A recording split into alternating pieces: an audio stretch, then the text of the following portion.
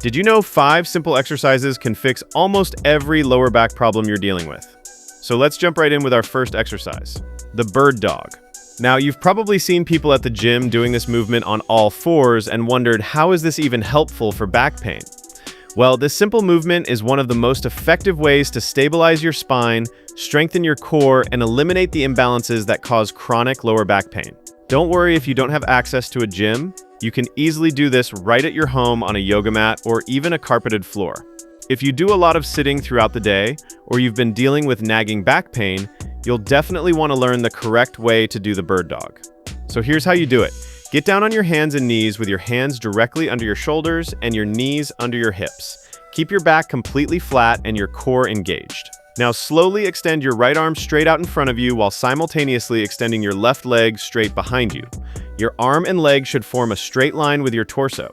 Hold this position for 5 to 10 seconds while keeping your hips level and not letting them rotate. Then slowly bring your arm and leg back to the starting position and switch sides, left arm and right leg. Trust me, if you've never done it before, it is not as easy as it looks. Your core is going to have to work incredibly hard just to keep your body stable and prevent your hips from twisting. So you're going to want to start off with shorter holds and fewer reps, maybe 5 per side to start. The bird dog is amazing because it teaches your core to stabilize your spine while your limbs move independently. This is exactly what your core needs to do during everyday activities like walking, reaching for something, or bending over. Most back pain comes from a weak or uncoordinated core that can't keep your spine stable during movement. The bird dog fixes this directly. All right, now that we've built some basic core stability, it's time to shift the focus to your side body with the side plank. Now, this exercise is great for strengthening your obliques, stabilizing your pelvis, and fixing the lateral imbalances that contribute to lower back pain. These are some commonly overlooked areas of the body when people are trying to fix their backs. By targeting the often neglected side core muscles, it helps to prevent your pelvis from tilting sideways and supports your lower back from the sides, making everyday movements like getting out of bed, twisting to look behind you, or carrying things on one side more effortless and pain-free. If physical activity causes back pain or you've experienced that sharp catch in your side when you twist, the side plank is a must-have in your routine to make your back feel younger and stronger. So let me show you how to do it. Lie on your right side with your right elbow directly under your shoulder and your forearm flat on the ground. Stack your feet on top of each other or stagger them for more stability. Now lift your hips off the ground so your body forms a straight line from your head to your feet. Your hips shouldn't sag toward the ground and you shouldn't pike them up toward the ceiling. Just a straight line. Hold this position for 20 to 30 seconds while keeping your core tight and breathing normally. Then lower back down and switch to your left side. After just a couple sets of this exercise, you're going to feel your obliques and side core start to really burn. But if this exercise is too hard for you right now, you can drop your bottom knee to the ground for support. This is called a modified side plank, and it makes the exercise much more manageable while you build strength. Once you can hold the modified version for 45 seconds, progress to the full side plank with both feet stacked. I'm pretty sure you're going to be looking forward to the 5th exercise because it's one that teaches your body how to hinge properly, which is the movement pattern most people get wrong and the reason they throw their backs out. But more on that coming up. Right now we're at the McGill curl up, and this is simple but incredibly effective for spine health. At first glance, it may look like just a partial crunch, but this movement was specifically designed by Dr. Stuart McGill, one of the world's leading spine researchers, to strengthen your abs without flexing your spine excessively. It builds core strength while protecting your lower back from the damaging forces that traditional sit-ups and crunches create. Now, this exercise isn't just about building abs, it's about spine protection. Most back injuries happen when your spine flexes under load, like when you're bending forward to pick something up. The McGill curl-up trains your abs to resist that flexion and keep your spine in a safe, neutral position. By learning to brace your core properly with this exercise, you reduce your risk of injury during everyday movements like lifting, twisting, or even just getting out of a chair. So to perform this exercise, lie on your back with one knee bent and that foot flat on the ground. Your other leg should be completely straight. Place your hands underneath your lower back to maintain the natural curve of your spine. Now brace your abs as if someone was about to punch you in the stomach. With that brace engaged, lift just your head and shoulders slightly off the ground. We're talking maybe an inch or two. This is not a full sit-up. Hold this elevated position for 8 to 10 seconds while breathing normally. Then slowly lower back down. That's 1 rep. Do 5 reps, then switch which leg is bent and do 5 more reps. The key is that your lower back stays pressed against your hands the entire time. You're not flexing your spine, you're just lifting your upper body slightly while keeping your spine completely neutral. This teaches your core to create stiffness without movement, which is exactly what protects your back during daily activities. Now that we've focused on building core strength and stability, let's shift gears and dive into a stretch that addresses one of the biggest contributors to lower back pain, tight hip flexors. The couch stretch is one of the most effective movements for opening up the front of your hips. It's a position that targets the hip flexors and quads. But due to modern lifestyles, long hours sitting in chairs at work, tight hips, and reduced hip mobility, many people can barely get into this position without falling over. This stretch not only improves hip flexibility, but it also fixes the anterior pelvic tilt that pulls on your lower back and creates that chronic aching. It's particularly helpful for anyone who sits most of the day, drives long distances, or has that constant tight feeling in the front of their hips. Look, if you've ever stood up after sitting for a while and felt like you couldn't fully straighten your hips, this stretch right here is essential for regaining that natural hip extension.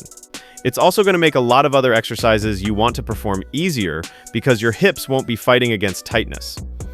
Now, I know it looks intense, but I suggest easing yourself into this. I wouldn't try to go all the way into a deep stretch right at the beginning. You're going to want to find a couch, bench, or sturdy chair.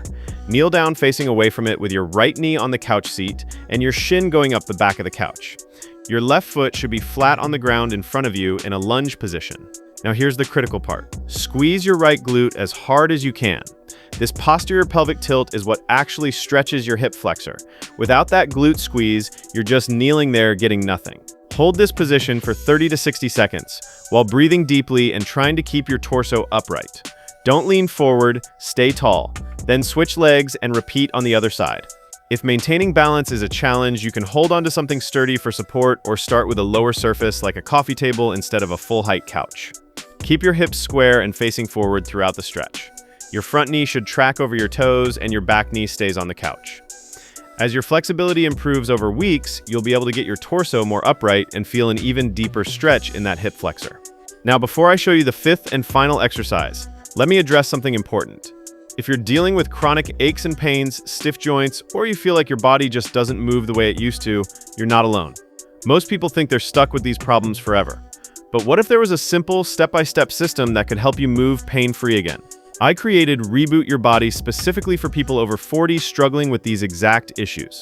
It's a 30-day program designed to restore the movement and strength you've lost, so you can play with your kids or grandkids, get through your day without constant aching, and feel confident in your body again. Imagine waking up without that stiff lower back, bending down without fear, and moving through life the way you're supposed to. The link is in the description below if you want to check it out. When most people bend over to pick something up, they often use the wrong movement pattern, rounding their back instead of hinging at their hips, and that's why I included the wall hip hinge in this routine. This exercise is a highly effective movement that teaches proper hip hinge mechanics, strengthens your hamstrings and glutes, and protects your spine from the dangerous flexion that causes most back injuries. It's a very simple yet very powerful way to learn the movement pattern that will protect your back for life.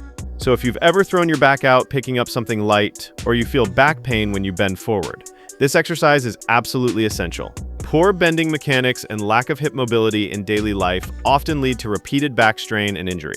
So the wall hip hinge will help reprogram your movement pattern and teach your body the safe way to bend, lift, and move. Follow closely how to do it, and then we'll be getting into that structured routine that I mentioned earlier. You're going to stand facing away from a wall, about 6 to 12 inches away from it. Your feet should be hip-width apart. Place your hands on your hips or cross them over your chest. Now push your hips straight back toward the wall while keeping your back completely flat. Don't bend your knees very much. This is a hip hinge, not a squat. As you push your hips back, your torso will naturally lean forward to counterbalance, but your spine stays neutral the entire time. Keep pushing your hips back until your butt gently touches the wall. That's the signal that you've completed the hinge. Then squeeze your glutes and hamstrings to drive your hips forward and stand back up to the starting position. Your back never rounds. Your spine stays in that neutral position from start to finish. Now extend your hips back as far as possible while maintaining that flat back. The wall gives you feedback so you know when you've completed a full range hip hinge. Hold for a moment when your butt touches the wall to feel the stretch in your hamstrings. Then drive through your heels and squeeze your glutes to stand back up. You're going to want to avoid letting your back round at any point during this movement. Focus on the hinge happening at your hips, not your spine. If you want to make this more challenging once you've mastered the basic pattern, you can hold a light weight in your hands or move farther away from the wall so you have to hinge deeper to touch it. But master the unweighted version first. This movement pattern is what you should use every single time you bend over to pick something up off the ground. Hinge at the hips, keep the back flat, use your glutes and hamstrings to move, not your spine. All right, now's the time for me to show you how you can combine these exercises into a quick and effective routine that you can do 3 to 4 times a week to eliminate your lower back pain. Up first, you're going to do the bird dog for 3 sets of 8 to 10 reps per side. Focus on keeping your hips stable and not letting them rotate. Move slowly and deliberately. This should take about 5 minutes. Then you're going to do the side plank. Hold for 30 seconds per side for 3 sets. If you need to start with the modified version on your knees, that's perfectly fine. Build up to the full version over a few weeks. Rest 30 to 45 seconds between sets. This adds another 5 minutes. After that, the McGill curl up. Do 3 sets of 8 reps, alternating which leg is bent after each set of 8. Remember to keep your hands under your lower back and only lift an inch or 2 off the ground. Hold each rep for 8 to 10 seconds. This takes about 5 minutes with rest. Then over to the couch stretch. Hold for 60 seconds per side for 2 sets. Really focus on squeezing that glute and keeping your torso upright. This is about 4 minutes total, including the setup and switches. And finally, the wall hip hinge. Do 3 sets of 12 to 15 reps, focusing purely on the movement pattern. Make sure your butt touches the wall on each rep and your back stays completely flat. This final exercise takes about 4 minutes. As always, be sure to rest for about 30 to 60 seconds between sets. In total, this routine takes about 25 minutes and addresses the core stability, hip mobility, and movement patterns that cause 95% of lower back problems. This routine, consistently done 3 to 4 times per week, will yield dramatic results. Most people notice reduced pain within the first week and significant improvement within a month. The bird dog teaches your core to stabilize while your limbs move. The side plank strengthens the lateral stability your back needs. The McGill curl-up trains proper bracing without damaging spinal flexion. The couch stretch opens up tight hip flexors that pull on your lower back. And the wall hip hinge teaches you the proper bending pattern that protects your spine. These 5 exercises work together to address every major cause of lower back pain: weak core stability, weak lateral core, poor bracing patterns, tight hip flexors, and incorrect bending mechanics. Fix these 5 things and you fix 95% of back problems. It's that simple. Share this video with a friend that you think would also find it to be helpful.